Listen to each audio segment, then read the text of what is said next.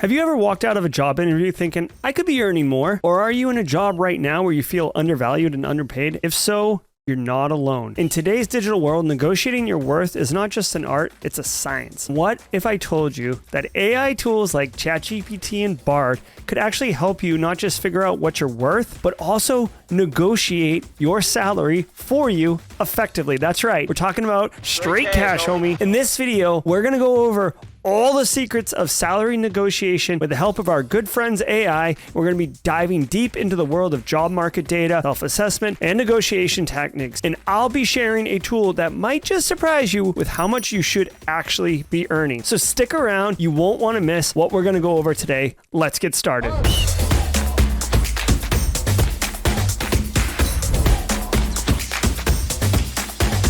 Abraham Lincoln once said, "Give me 6 hours to chop down a tree and I'll spend the first 4 sharpening the axe." This spoke to his preparation. Just like before you can confidently ask for a higher salary, you need to do your homework. Just like you wouldn't go into an exam without studying, right? You shouldn't go into a salary negotiation without research and self-assessment. You can't just like shoot from the hip and be like, oh, that's a really great offer, give me more. What is your argument? What's your position? You need to have a logical defense to this thing if you're going to make it work. So first, let's dive into the research phase of what we're doing. Knowing the average salary range for your role in your location is critical to your success. Let's see how both ChatGPT and Bard would respond. What is the average salary range for a SOC analyst who is starting out and doing remote work out of whatever town you want, but the job is in whatever town it's in? Now, typically you're going to see that metropolitan areas are going to pay more, but with remote work being all the thing, how does that really sort out? So I've chosen Moncks Quarter, South Carolina, which is not a very big town, and Austin, Texas, which is basically the new Silicon Valley. Let's see what Bard and ChatGPT have to say about this. Bart says the average salary range for a SOC analyst starting out and doing remote work is $50,000 to $65,000. This range may vary depending on the company, analyst experience. Here are some factors, right? Company size, location, experience, education, etc. These are all good points. It also actually gives some certifications that can help differentiate you on that scale, right? 50 to 65,000 is a scale. ChatGPT actually says in a survey in 2021, a SOC analyst in Austin, Texas might earn between $55,000 and $80,000. Now that we have some data on the average salary, we can start to see where we might fit in. But remember, this is an average. There's a range there, and your unique skills and experience can make you worth more than just the average. So we need to do self-assessment. This brings us to the preparation part of the self-assessment, right? It's important to know where you stand in terms of your skills, qualifications, and experience. And this is where AI comes in handy. Again, let's input our resume and ask ChatGPT to evaluate it. So I've used Dan Reardon's resume. Thanks again, Dan, which I used in an earlier video in this AI helping you get a job series that I've been working on. So we've asked it about taking Dan Reardon's resume and evaluating it to see where it can stand on negotiating for salary. ChatGPT says the resume says you got a solid background in cyber and IT. It lays out a few key aspects that stand out. Dan's support experience, his technical skills, his training and self-directed learning, which by the way stands out to me as a hiring manager all the time. I love initiative. Considering these factors, you seem well qualified for entry-level SOC, so that's great. Possibly an intermediate role, nicely done. Entry-level SOC, $60,000 to $90,000, although as mentioned, salary can vary greatly, right? It gives you some tips here on negotiating your salary. Remember to consider the entire compensation package. That is worth noting. A lot of us get wrapped around the cash part of it, but you know, if they're willing to pay for your phone, pay for your internet, allow you to take every other Friday off, like these are things that have value that are not necessarily cash money. Based on this feedback, we can see where our strengths lie, where we might need to improve. This is really cool, and ChatGPT just calls it out for us. It's awesome. By combining the research part of, you know, areas and roles and salary, and then our own self-assessment, we're not just getting what we're worth, we're making an informed estimate on what we can get, right? And this is the first step to ensuring we get the salary we deserve. Now, if we want to simplify it, let's use another prompt. All right, we're updating the prompt and saying, listen, take the same resume, tell me what's up, but I want you to tell me how much salary I would be worth. Again, giving where I live and where the job is. Okay, so just by tweaking the prompt just a little bit, you can see ChatGPT has told Dan in this case, hey, listen, I would suggest, the range is $60,000 to $90,000, but I would suggest based on everything about you, go for $75,000 to $95,000 as your starting compensation package. Again, it points out what Austin, Texas is like, and it calls into account not to sleep on things that are work-life balance, potential for growth, things that are non-cash related. But this is really good, and this should give you the confidence. If you got a lowball offer, say, $60,000, which is the low end of the range, you could say, hey, genuinely appreciate that, super pumped to come work here, but I've done market research and I know that the average salary with someone with my experience and background is $75,000 to $95,000. Would you be open to discussing negotiating my salary, right? So you can be very civil and very polite. You don't have to get after it. So we know at this point what our worth is for a job, right? So we got the range, but now based on our experience, we know what we should be asking. Let's ask ChatGPT to go a little bit further. So I'm prompting ChatGPT and saying, hey, based on my strengths, write a salary negotiation response to my offer letter. My offer letter was for $60,000 for a SOC role in Austin, Texas, but based on what you've said, I'm worth $65,000 to $90,000. Be professional, but persuasive. So ChatGPT has written the response letter. Now, my first impression here is that it's a little long. We can see here, it starts with a nice open, warm greeting. You've reviewed the terms, taken it seriously. You're recognizing the offer, right? So you're not just going right after more money. You're saying that you've done market research, which we have, so it's totally legit. You're framing what the appropriate price would be inside of Austin, Texas, right? Already, you're saying that the low end of the acceptable range is higher than the offer they've already given you. You're highlighting your strengths here, which is really nice. And here comes the elbow from the top rope of saying you want $70,000, $75,000. I like this. You're giving them a range. You're anchoring it as well. So if they come in at 70 grand, they feel like they won because they're not giving you 75. You feel like you won because you got an extra 10 G's. I also like to say that I love this part. I'm confident that the adjusted salary better reflects the impact I can have. So you're not just saying more money for more money's sake. You're actually saying that you believe there's value for them to give you that money. So this is awesome. I love it. I love it. I love it. What's going to happen is they're either going to say, sure, let's go, or they're going to come back with some counter arguments. Now, again, what's up, ChatGPT? We can ask it, what are some potential counter arguments to expect? Because it's possible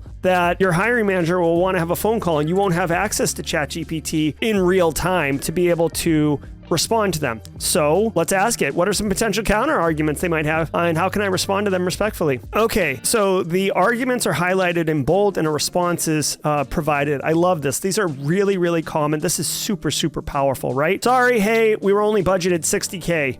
All right, well, I understand. I appreciate that. Maybe we can discuss some other alternative non-financial compensation packages things, right? Additional vacation time, 4-day work weeks, review in 6 months. If you do get the review in 6 months, which is a really common tactic, get that in writing as well, because basically they'll just sweep that under the rug. Second one, your experience level aligns with our offered salary. This is an easy one to push back on. You could say, I appreciate that, but you're wrong, basically, and here are all the reasons why you're wrong. Consider salary parity within the team. Everybody else on the SOC team makes 60 G's. You want 70. I don't think it's a good idea. Again, you're coming at it with, hey, perhaps we can shape the compensation package a little different so the salary is parity aligned on the team, but other things are not. We typically reserve higher salary for candidates with more specific experience. Okay, again, allow ChatGPT to reach into your resume and identify the strengths that you have regarding skill through, maybe non-traditional methods like not higher ed, not certifications, whatever, and allow it to make that argument. And there's a really important thing here. I'm terrible at salary negotiation, honestly, which is why I love ChatGPT helping me out with it. But remember, negotiation is a conversation, not a confrontation, okay? A lot of people feel like, hey, here, we'd love to have you come work here. And the very first thing you do is say, I want more money. It seems a little confrontational. That's part of the reason why I don't like it, because I'm not big on confrontation. But if you do it professionally, you do it politely, it really is an opportunity to get more money at the beginning, obviously, or get some other type of compensation, but also an ability to set your worth, right? They have gone through all the painstaking process of finding you. As someone who's been on the hiring side, believe me, like we're right at the finish line. I want you to be on the team because I've identified that you can do the work. Plus, I've got work that needs to be done. And the last thing I want to do is go back into the process of trying to find someone and everything, especially if it's only a couple $1,000s more, right? And it's not even my money, right? It's the company's money. So you got to remember that you're not taking their money. So be prepared for these counter arguments, and ChatGPT will allow you to respond confidently and respectfully during the negotiation. Respect is important. Now, the first step to successful negotiation is clear communication, right? It's essential to articulate your thoughts, expectations, and justifications effectively. With ChatGPT, you can actually practice this, right? So if you're just emailing back and forth, you absolutely can use ChatGPT to get those responses. But if you're gonna have a phone call and you're feeling nervous, like, oh crap, I gotta have a phone call, use ChatGPT to role play with you, right? Hey, pretend you're my potential employer. I would like to negotiate my salary based on my skills and experience. Here's my argument. Let's see what they say. So ChatGPT has done it perfectly. It's recognizing what we're saying, and then now it's gonna ask us some questions, right? It's going to challenge us. We're saying we deserve more money. This bachelor's degree requirement is silly. And it's saying, okay, that's fine. Can you elaborate on specific skills and experiences and achievements you obtained through your non-traditional path? Specifically how they would directly relate to the job, how they would add value. This is a completely fair question of the hiring manager at ChatGPT in this instance to want to appreciate why you believe what you just said. You literally just said, I don't have a college degree, but it doesn't matter because I have other skills that are just as good. Okay, that's a fine statement. Now you need to back it up with evidence. So you can say whatever you want into ChatGPT and practice it, right? Actually write down a response. If you truly believe what you just said, you should have an argument to defend it, right? So practicing this type of conversation will absolutely give you confidence and ensure that you're able to convey and communicate your points effectively. You're going to have these encounters and these challenges. So if you're not prepared for them, you're going to be like a deer in the headlights, and it's not going to be good for you. Remember, negotiation isn't just about stating what you want. It's about understanding the other party's perspective. That's why finding common ground is so important, and reaching a mutually beneficial agreement is important, right? They want you, you want to work there. All you're trying to do is get the value proposition for your time, your knowledge, your impact to be appropriate. If you want, you can go one step further with ChatGPT, and you can say, what are some effective negotiating techniques I can use during my salary negotiation? The insights provided will actually help us navigate the negotiation process more efficiently. It's also essential to prepare for various outcomes. Remember, negotiations might not always result in an immediate agreement. They might have to go back and get approval. They might want to think on it. You may want to think on it, but you definitely should have in your mind what you're willing to accept and what you're willing not to accept, right? So if they say, listen, hey, the SOC analyst job, 60 grand, you make all these arguments that it should be 70 or 75,000, and they ultimately won't budge on it and they won't come up with some alternative compensation because for whatever reasons, if that's not acceptable to you, then you have to be prepared to walk away, which is a big thing in negotiations. But if it is acceptable to you and you're just trying to get a little bit more value, then just, be mindful of that. So let's see what ChatGPT had to say here. Do your research. We've done that. Highlight your value. We've done that. Be clear and specific. We've done that. Practice active listening. This is a huge one. Don't just be waiting to speak. Listen to what the other person is saying so you can key in on that. Use the silence technique. This is really hard, but if you say, hey, listen, I need $70,000 or I can't accept the job. When you say something like that and you're engaging them to make a decision, you cannot respond again until they speak. It's going to be wicked awkward or something else. We could do something else. Like by doing what I just did, you're literally undermining your own power in the negotiation at that point. So it's wicked awkward, but it's a thing, okay? Remember benefits and perks. It's not just all about straight cash, homie. Maintain professionalism, right? Unless they're getting nasty, you can excuse yourself. Do not become unprofessional. Do not become a mess. Don't debase yourself. Maintain professionalism and positivity. This is a business conversation. If you were trying to sell your car and it was $2,000 and someone came up and said, I'll give you $500, you wouldn't say, oh, get out of here. Like, ugh. No, you might say, hey, listen, I'm not really willing to accept anything less than $1,800. And they say, well, I'm only going to give you $1,000. You say, well, that's not going to work. That's the same conversation, except instead of a car, you're talking about your services. By working through the ChatGPT and the different negotiation techniques and the different arguments, that's a really important one. You have to put the time into this. You're not going to just get like a magic bullet that ChatGPT is going to get you an extra 10 G's on, right? You got to do the work. But preparing for these different scenarios